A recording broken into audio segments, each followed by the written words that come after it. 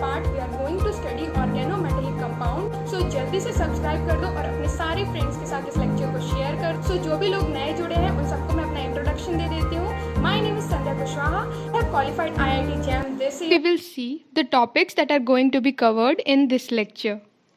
First of all, we will study nature of metal-carbon bond. The basic natures are ionic, sigma bonding, pi bonding and multi centred bonds. तो अब हम देखेंगे कि कैसे एक compound इस तरीके के बॉन्डिंग शो करते हैं। यहाँ पे हमें जो हमारा मेन फोकस है वो है कि मेटल और कार्बन के बीच में जो बॉन्डिंग होती है उसका एक्चुअल नेचर क्या है। उसी के बेसिस में हमने ऑर्गेनोमेटेलिक कंपाउंड्स को क्लासीफाई किया है।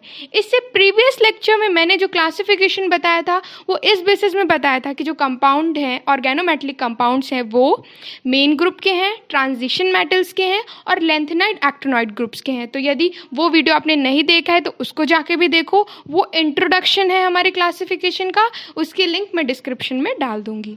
So the second topic is structure of methyl lithium, Jesus salt and ferrocene. तो हम लोग एक एक करके मिथाइल लिथियम, जीसस सॉल्ट और फेरोसिन का पहले स्ट्रक्चर देखेंगे और फिर उसकी कुछ बेसिक प्रॉपर्टीज को भी स्टडी करेंगे। So let us see nature of metal carbon bond, that is ionic, sigma, pi and multi centred bonds. तो एक एक करके हम सारे ही जो मेटल कार्बन बॉन्ड्स हैं उनके नेचर को स्टडी करते हैं।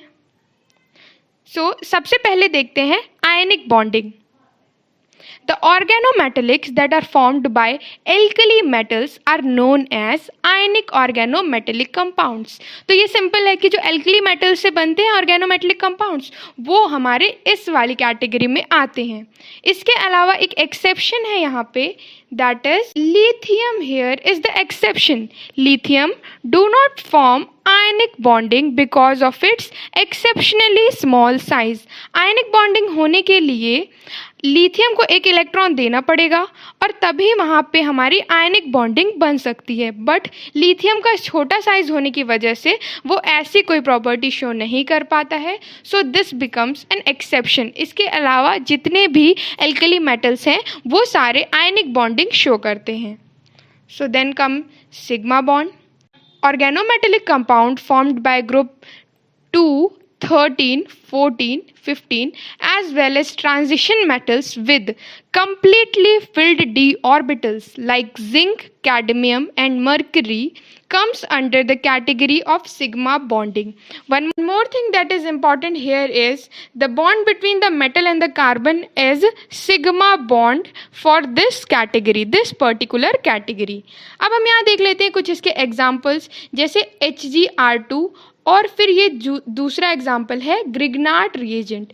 Grignard reagent is one of the very important organometallic compound, क्योंकि इसकी मदद से हम कई तरीके की प्रिपरेशन प्रॉपर्टीज़ को भी स्टडी करते हैं। Bond the organometallic compound form by transition metals and group 3, 4, 5 as well as the bond between metal and carbon is a pi bond and the nature of the bond is covalent.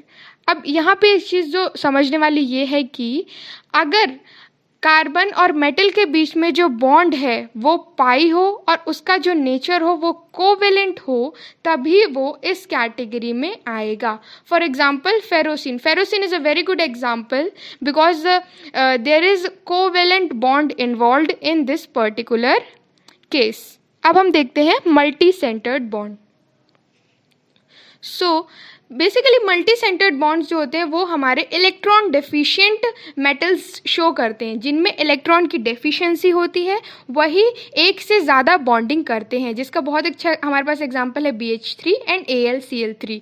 इनके बीच में जो bonding होती है वो होती है 3 centred 2 electron bond. जैसे कि आपने यहाँ पे B2H6 का एग्जाम्पल में आपने पढ़ा होगा, बनाना बॉन्ड का फॉर्मेशन होता है, वो भी इसी का एक एग्जाम्पल है। So electron deficient metals form multi centred bonds.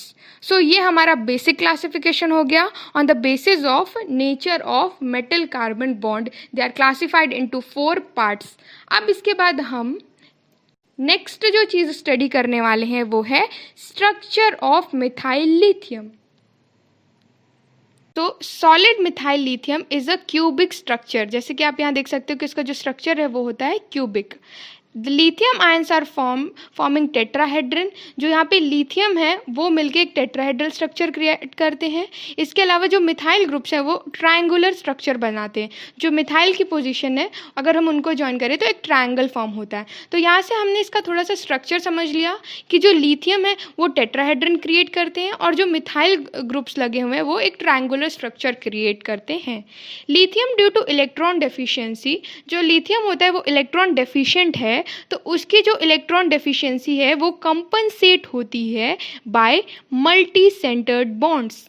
इसके बाद हम कुछ जनरल प्रॉपर्टीज़ देख लेते हैं हम मिथाइल लिथियम की, जैसे the electrostatic interaction between opposite charge.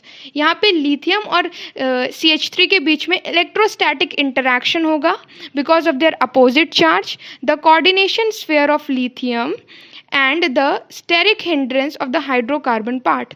यहाँ पे जो कोऑर्डिनेशन स्फीयर है लिथियम का और जो हाइड्रोकार्बन पार्ट है उनके बीच में स्टेरिक हिंड्रेंस होगी। So these are few basic properties of methyl lithium. Now let us see Jesus salt. पहले हम Jesus salt के कुछ basic properties देख लेते हैं. That Jesus salt was the first ever organometallic compound in the transition metal that was ever found. That is Jesus salt. इसके अलावा Jesus salt का जो स्ट्रक्चर है वो है KPtCl3C2H4. The name is, the scientific name of Zeise's salt is potassium trichloroethylene platinate 2 and William Christopher Zeise ने इसका discovery किया था और उन्हीं के नाम पे इसका नाम जीसस सॉल्ट पड़ा था. इसका स्ट्रक्चर भी देख लेते हैं. जीसस सॉल्ट के स्ट्रक्चर मैंने अपने प्रीवियस लेक्चर में भी एक्सप्लेन किया था, तो आप उसे भी जाके देखो, उसका लिंक डिस्क्रिप्शन में है. And this is the structure of Jesus salt. Let us see bonding in Jesus salt. So bonding जो Jesus salt में होती है उसे हम molecular orbital approach से समझ सकते हैं. This theory assumes that metal to olefin bond or metal to carbon bond consist of two parts. The first part is when carbon donate its electron to metal और वहाँ कैसा bond बनता है, sigma bond बनता है. और जो second part होता है उसमें metal donate it electron to carbon in its antibonding, और जब मेटल कार्बन के एंटी बॉन्डिंग में इलेक्ट्रॉन डोनेट करता है तो इस तरीके की बॉन्डिंग को हम लोग बैक बॉन्डिंग कहते हैं. तो इसमें हम देखें तो हमारे पास दो स्ट्रक्चर्स हैं. सो जो पहला स्ट्रक्चर है वो ये दिखा रहा है कि कैसे कार्बन अपने इलेक्ट्रॉन्स मेटल को डोनेट करता है. And the second one is back bonding when metal donate electrons to carbon in its antibonding and back bonding forms. तो हमने क्या देखा, फर्स्ट पार्ट में सिग्मा टाइप एक्सेप्टर ऑर्बिटल रहती है और सेकेंड टाइप में हमने क्या देखा कि बैक बॉन्डिंग होती है जहाँ पे एंटी बॉन्डिंग में मेटल के इलेक्ट्रॉन्स जाते हैं. किसके एंटी बॉन्डिंग में, कार्बन की एंटी बॉन्डिंग में. तो इस तरीके से हम जीसस सॉल्ट में जो स्ट्रक्चर फॉर्मेशन होता है, जो बॉन्डिंग होती है, उसको अंडरस्टैंड कर सकते हैं. सो अब हम फेरोसिन का स्ट्रक्चर देखते हैं. उससे पहले फेरोसिन की कुछ प्रॉपर्टीज स्टडी करते हैं, जैसे कि the number of pi electrons on each ring is 6 which make it aromatic according to Huckel rule. Huckel rule follow करती है फेरोसिन क्योंकि उसमें जो पाई इलेक्ट्रॉन्स होते हैं, 2 रिंग्स होती हैं फेरोसिन में. Now then we see that there are 12 pi electrons that are shared with metal. जो pi electrons हैं वो metal के साथ shared होते हैं via covalent bonding. So since Fe2 plus have 6d electrons and the complex attain an 18 electron configuration, जो ferrocene होता है वो 18 इलेक्ट्रॉन रूल को फॉलो करता है. अभी 18 इलेक्ट्रॉन रूल क्या होता है, इसे हम अपने आने वाले लेक्चर में बहुत अच्छे से स्टडी करने वाले हैं. सो जो भी कॉम्प्लेक्सेस 18 इलेक्ट्रॉन रूल फॉलो करते हैं वो स्टेबल होते हैं. सो 18 इलेक्ट्रॉन रूल फॉलो करती है फेरोसिन, इसीलिए जो फेरोसिन होती है उसकी स्टेबिलिटी बहुत अच्छी होती है. इसके अलावा फेरोसिन का जो स्ट्रक्चर होता है वो कुछ इस तरीके से होता है. जो 2 रिंग्स होती हैं वो मेटल के साथ इस तरीके से अरेंज्ड होती हैं लेयर में कि हम इसे सैंडविच स्ट्रक्चर भी कहते हैं. The 2 rings are attached above and below the metal just like this.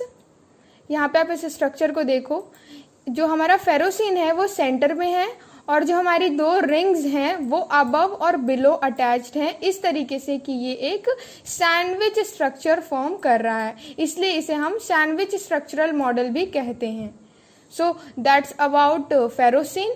सो अब हमने तीनों ही स्ट्रक्चर्स को बहुत अच्छे से स्टडी कर लिया है। So I hope you get all the points. एक बार मैं और इस चीज़ को आपको फिर से बताना चाहती हूँ कि हम लोग जो थर्ड ईयर है, बीएससी थर्ड ईयर के स्टूडेंट्स पे फोकस करते हैं, उनके एग्ज़ाम्स ओरिएंटेड ही मैं स्टडी करवाती हूँ कि कैसे वो लोग एग्ज़ाम में आंसर लिखें। सो जितनी भी चीज़ें मैंने थ्योरेटिकल एक्सप्लेन की हैं और लिखी हैं उसे आप अच्छे से नोट डाउन कर लो और it will help you in the end. About this lecture guys, next lecture जल्दी ही आएगा। जो नेक्स्ट लेक्चर का टॉपिक है वो है 18 इलेक्ट्रॉन रूल। तो यदि आपको मेरे वीडियोस पसंद आते हैं तो जल्दी से सब्सक्राइब कर दो और अपने सारे फ्रेंड्स के साथ इसे शेयर कर दो। और मैं नेक्स्ट वीडियो जल्दी से जल्दी लेके आऊँगी और वो बहुत इंपॉर्टेंट टॉपिक पे है 18 electron rule. So stick to my videos और बहुत अच्छे से स्टडी करो। इसके अलावा मेरे टेलीग्राम ग्रुप का भी लिंक मैं नीचे दे दूँगी, आप वहाँ आके मुझे ज्वाइन कर सकते हो। टेलीग्राम ग्रुप मैंने इसी पर्पज से बनाया है कि जो भी स्टूडेंट्स कॉम्पिटिटिव एग्जाम की स्टडी कर रहे हैं, जो केमिस्ट्री रिलेटेड कॉम्पिटिटिव एग्जाम्स हैं, उसकी प्रिपरेशन क्योंकि मैं भी कर रही हूँ, सो जितना भी स्टडी मटेरियल मेरे पास अवेलेबल है मैं वो सारा आपको हमारे टेलीग्राम ग्रुप में अवेलेबल करवाऊँगी। सो जल्दी से जाओ और हमारे को टेलीग्राम ग्रुप में ज्वाइन कर लो, वो बिल्कुल फ्री है और ज़्यादा से ज़्यादा स्टडी मटेरियल मैं आपको एक्सेस करवा पाऊँगी, वो भी बिल्कुल फ्री। सो जाओ और जल्दी से हमारे टेलीग्राम ग्रुप को ज्वाइन करो और आप मुझे इंस्टा पे भी फॉलो कर सकते हो, मेरे बाकी हैंडल्स यहाँ पे डिस्प्ले हो जाएंगे। Thank you.